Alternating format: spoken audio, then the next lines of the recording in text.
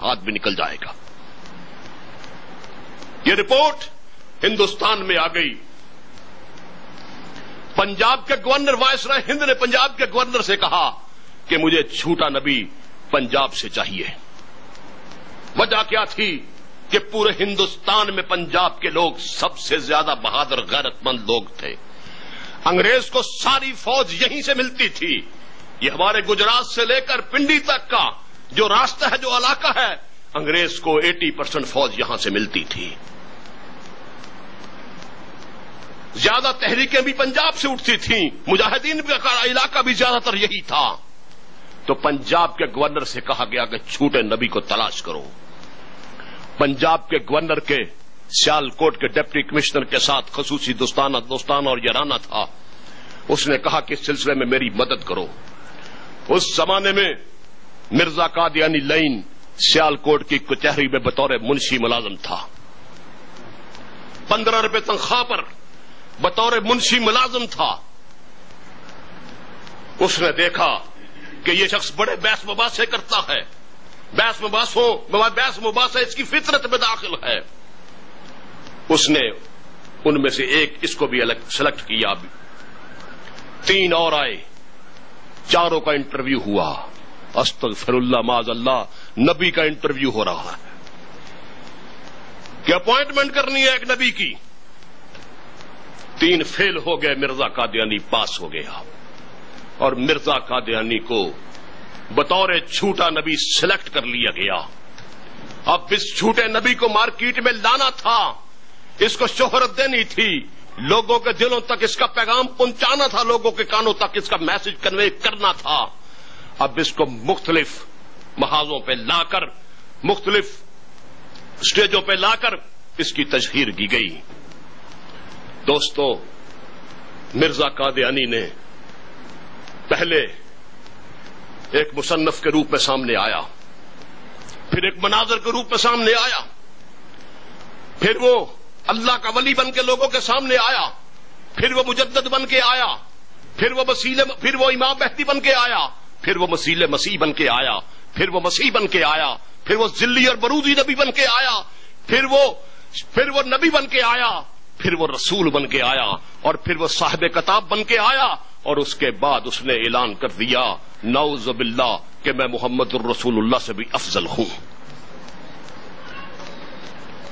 یہ set up سارے کا سارا مکمل ہو گیا، اپنی تکمیل کو پہنچ گیا۔ میرے دوستو، کفر ہمیشہ اسلام کو ختم کرنے کے لیے مختلف انداز میں، مختلف ادوار میں، مختلف انداز میں حملہ آور ہوتا رہا ہے۔ کبھی وہ ابو جہل کی للکار کی صورت میں سامنے آیا ہے، کبھی وہ ولید بن مغیرہ کی گندی زبان کے روپ میں سامنے آیا ہے، کبھی وہ امیہ بن خلف کی ظلم و تشدد کے روپ میں سامنے آیا ہے، کبھی وہ ابن سبا کی مکاری اور عیاری کے روپ میں سامنے آیا ہے، اور کبھی اس نے عبداللہ ابن ابی کی منافقت کا روپ دھارا ہے۔ لیکن غلام ہندوستان میں جب مسلمان بری طرح غلامی میں پھنسے ہوئے تھے، لیکن اس کے باوجود وہ بھرپور مزاحمت دے رہے تھے، تو یہاں پر تاریخ نے یہ دیکھا کہ کفر ایک نئے انداز کے اندر، ایک نئے میتھڈ کے ساتھ، ایک نئے مشن کے ساتھ، ایک نئے روپ میں اسلام پر حملہ آور ہوا۔ اس سے پہلے کفر کبھی بھی اسلام پر اس طرح حملہ آور نہیں ہوا۔ پہلے ہمیشہ کفر اسلام پر حملہ کرنے کے لیے کفر کے روپ میں سامنے آتا تھا۔ اب کفر نے فیصلہ کیا کہ اسلام کا خاتمہ اسلام کے نام پر کیا جائے، قرآن کا خاتمہ قرآن کے نام پر کیا جائے، احادیث رسول کا خاتمہ احادیث رسول کے نام پر کیا جائے، صحابہ کا خاتمہ صحابہ کے نام پر کیا جائے، امہات المومنین کا خاتمہ امہات المومنین کے نام پر کیا جائے، مکہ اور مدینہ کو مکہ اور مدینہ کے نام پر ذبح کیا جائے، غرض کے تمام اسلامی شاعر کو اسلامی شاعر کے نام پر ہی ختم کر دیا جائے۔ کفر نے اپنا پرانا لباس اتارا، کفر نے اپنے پرانے ہتھیار توڑے، کفر نے اپنے سر پر پگڑی سجا لی، امامہ سجا لیا، کفر نے داڑھی رکھ لی، کفر نے اسلامی لباس پہن لیا، کفر قرآن پڑھنے لگا، کفر درس قرآن دینے لگا، کفر نے درس حدیث کے حلقے سجا لیے، کفر نے محافل نعت آراستہ کر لی، کفر کلمہ طیبہ پڑھنا لگا، کفر نماز پڑھنے لگا، کفر روزے رکھنے لگا، کفر حج کرنے لگا، کفر زکات دینے لگا، اور کفر اسلام کی تبلیغ اور اشاعت کرنے لگا۔ اب کفر نے یہ روپ دھارا، ایسا دھارا کہ فرق کرنا مشکل ہو گیا ہے کافر اور مسلمان کے اندر۔ کسی نے کیا خوب کہا کہ لٹیروں نے جنگل میں شمع جلا دی، مسافر یہ سمجھا کہ منزل یہی ہے۔ وہ ایک دھبا ہے علم و آگہی کے نام پر، تیرگی پھیلا رہے ہیں روشنی کے نام پر۔ اب کفر نے مکمل طور پہ مسلمان کے لباس کے اندر آ کر اسلامی معاشرے میں چھلانگ لگا دی کہ مسلمان اور اسلام کے درمیان تفریق کرنا مشکل ہو گئی، اور کفر نے اپنے اس ایکشن کو قادیانی ایکشن کا نام دیا۔ اس انداز میں کفر پوری تاریخ میں اسلام پر کبھی حملہ آور نہیں ہوا۔ ایک مثال پیش کر کے اپنی بات کو آگے بڑھاتا ہوں۔ آپ گھر پہ بیٹھے ہیں، آپ کے گھر کے دروازے پہ دستک ہوتی ہے، آپ اپنے بچے سے کہتے ہیں بیٹا باہر دیکھو کون آیا، بیٹا آ کے کہتا ہے ابو جی بوٹا سنگھ آیا، مہند سنگھ آیا، آپ اندر بیٹھے سمجھ گئے کہ میرا ملاقاتی ایک سکھ ہے۔ بیٹا آ کے کہتا ہے ابو جی رام داس آیا، لال آیا، آپ اندر بیٹھے سمجھ گئے میرا ملاقاتی ایک ہندو ہے۔ بیٹا آ کے کہے کہ ابو جی پیٹرک آیا، سمسن آیا، جانسن آیا، آپ اندر بیٹھے سمجھ گئے میرا ملاقاتی ایک عیسائی ہے۔ دروازے پہ دستک ہو، بیٹا آ کے کہے ابو جی حاجی محمد حسین قریشی آیا، آپ جذبہ اشتیاق کے ساتھ اٹھتے ہیں اور بڑی محبت کے ساتھ کہ میرا ایک مسلمان بھائی مجھے ملنے کے لیے آیا، اور آپ اس سے ملنے کے لیے باہر جاتے ہیں، لیکن باہر جا کے آپ کی آنکھوں کے اندر سرخی اتر آتی ہے، آپ متعجب ہو جاتے ہیں کہ وہاں پر ایک قادیانی مردود کھڑا ہے۔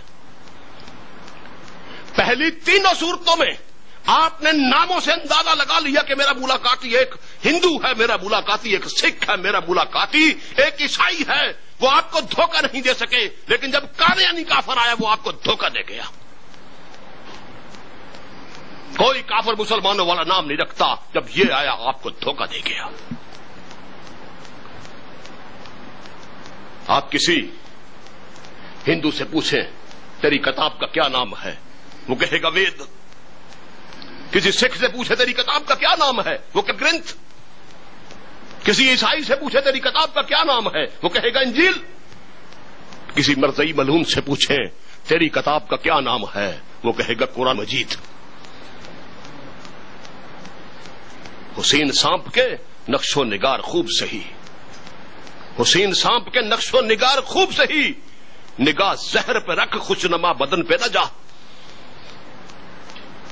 اور دنیا میں کبھی ایسا بھی کافر آیا جس کی کتاب قرآن مجید ہو؟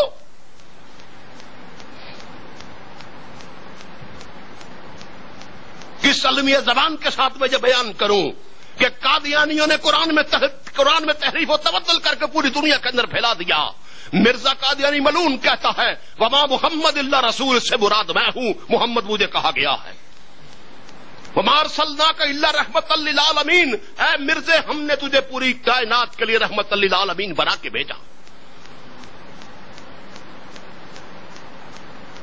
وہ کہتا ہے یاسین سے مراد میں ہوں، طٰہٰ سے مراد میں ہوں، ما کان محمد ابا احد من رجالکم ولکن رسول اللہ وخاتم النبیین، اس سے مراد میں ہوں۔ الیوم اکملت لکم دینکم واتممت علیکم نعمتی ورضیت لکم الاسلام دینا، یہ آیت مجھ پر اتری ہے، تکمیل دین اب ہوئی ہے۔ وہ بکتا ہے کہ محمد الرسول اللہ والذین معہ، اس سے مراد میں ہوں۔ غرض کہ وہ تمام آیات جن میں اللہ پاک نبی علیہ الصلوۃ والسلام سے مخاطب ہے، مرزا کنڈہ قادیانی نے وہ ساری کی ساری آیات اپنی جانب مبذول کر لے،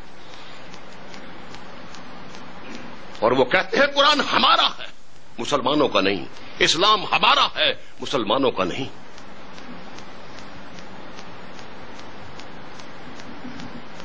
آپ کسی ہندو سے پوچھیں تیری عبادت گاہ کا کیا نام ہے، وہ کہے گا مندر.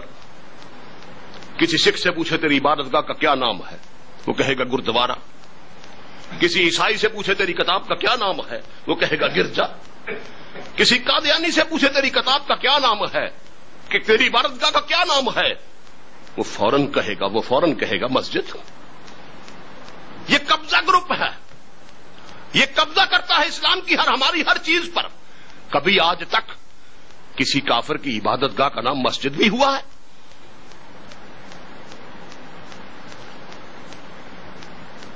آپ کسی انٹرنیشنل ایئرپورٹ پر کھڑے ہوں، آپ کسی شخص کو دیکھتے ہیں کہ اس کے گلے میں ایک مورتی لٹکی ہوئی ہے، آپ سمجھ جائیں گے یہ ایک ہندو ہے.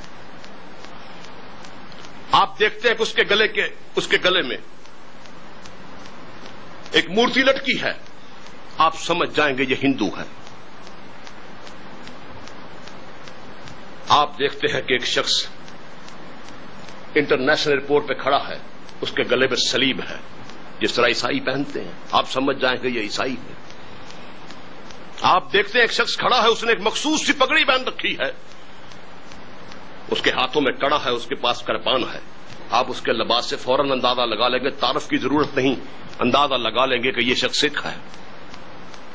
آپ دیکھتے ہیں کہ ایک شخص اس نے سر پہ ماما باندھ رکھا ہے، اس کے گلے میں ایک لاکٹ ہے فرض کریں جس پہ اللہ لکھا ہوا ہے، اس کی پوری داڑھی ہے، آپ سمجھیں گے یہ مسلمان ہے. لیکن وہ قادیانی ہوگا، وہ قادیانی. ہم لوگ سوال کرتے ہیں کہ کیا وجہ ہے کہ پاکستان کے اندر، بیرونی دنیا کے اندر کفار کی بہت سی قسمیں ہیں، ہندو ہیں، سکھ ہیں، پارسی ہیں، بدھسٹ ہیں، اور بہت قسم سے غلیظ سے غلیظ کافر پڑے ہیں. کیا وجہ ہے کہ آپ لوگ ان کے بارے میں اتنے متشدد ہیں؟ دوستو، سوال یہ ہے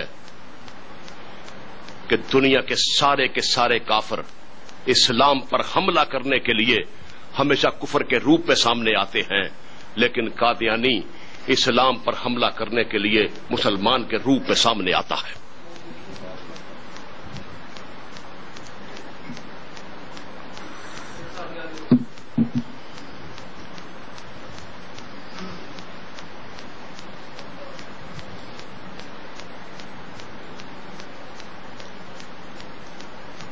دنیا کے تمام کافر خنزیر کے گوشت کو خنزیر کے گوشت کے نام پر بیچتے ہیں. اگر کوئی شخص خنزیر کو کاٹتا ہے، کاٹنے کے بعد اس کو لٹکا دیتا ہے، اس کے اوپر لکھ دیتا ہے خنزیر کا گوشت.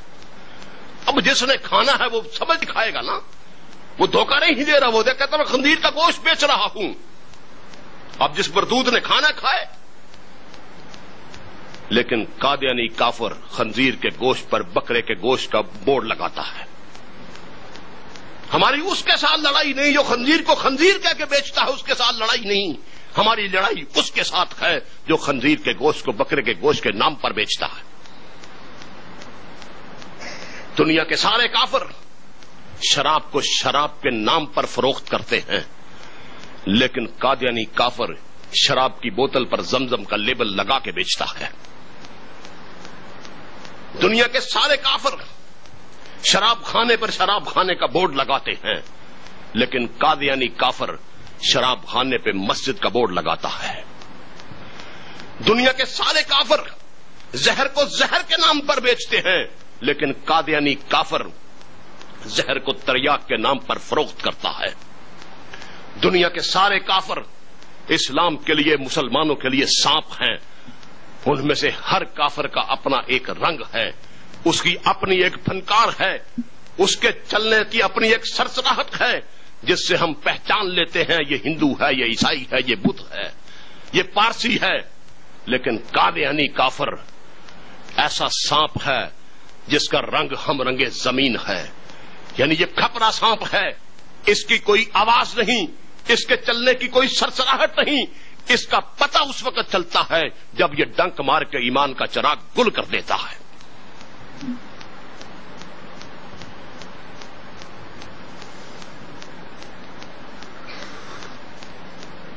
میرے دوستو، یہ